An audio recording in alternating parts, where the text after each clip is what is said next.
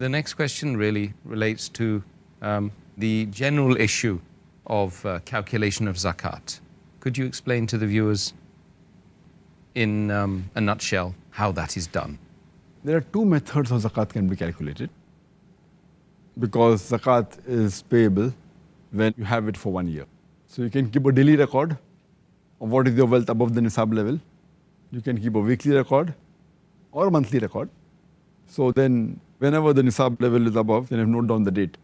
On 1st of January, what was the nisab you had? 2nd of January, what you have. So what you had in the 1st of January, say 1st of January 2007. So 1st of January 2008, it will be liable for zakat.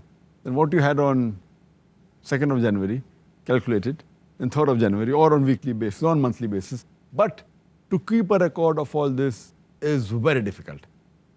Then you'll be spending half the day in keeping the record, which will be difficult. So it's not practical at all. The easier method and the safe method, where mistake, inshallah, would be avoided, is picking one particular day in the full year and calculate it exactly 1 year after that. Most of the people prefer Ramadan because it is the month of charity and you get more blessings and more rewards. But Ramadan is not the only month that you have to pick up. You can pick up any day of the year. But it should be calculated according to the Hijri calendar, not according to the solar calendar. So 1st of January 2007, 1st of January 2008 is wrong. It should be 1st Shaban or 1st of Hajj. But since Ramadan is the most pious month, 1st of Ramadan, you can take any day of Ramadan. If you take 1st of Ramadan, calculate all the assets that you have. And next year, if it's 1st of Ramadan, 1420 Hijri, then 1st of Ramadan, 1421st Hijri, you should see what amount you have. Now, if you calculate only on one day and see exactly 1 Hijri year later, 1 lunar year later, it is the safest method. There can never be any possibility that you will give less zakat.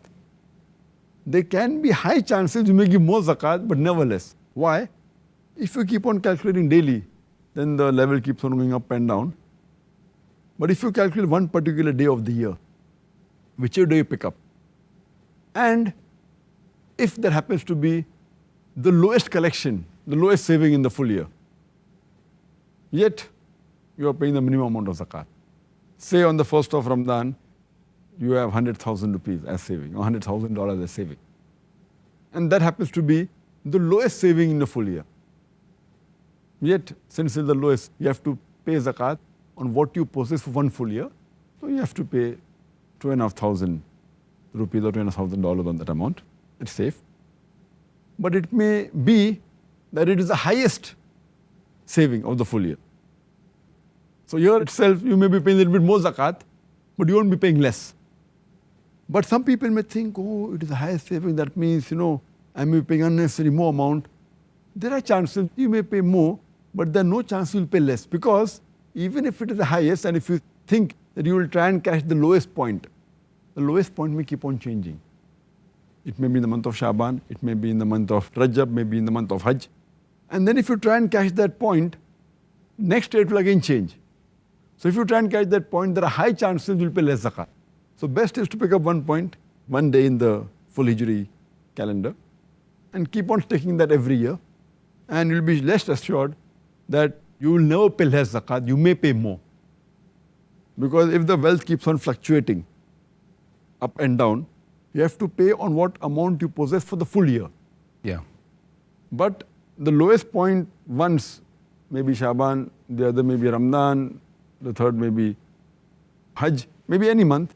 The safest is to pick up any one, keep on sticking to that year, and inshallah you'll never pay less. You may pay more. Sometimes 10% more, 20% more, 30% more. It will never be less, inshallah. So this is the safest method and it's the best method. And on this day, whichever day you pick up, you have to calculate all the savings you have, whether in cash, what is the bank balance, what is the gold you possess, whether in the form of jewelry, whatever stock you possess, whether in shares, whatever investment, all this you put together, or your business, the stock trade of your business, all put together. If you're due to receive some amount from someone, even that has to be calculated because he has given a bit late, but yet it's your property. Or if you have given some loan to someone, that has to be calculated.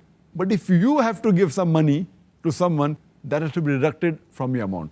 For example, you have taken a loan of $100,000 or 100,000 rupees, and the total amount is 500,000 rupees that you have in your home, cash in hand, cash in bank, stock, everything.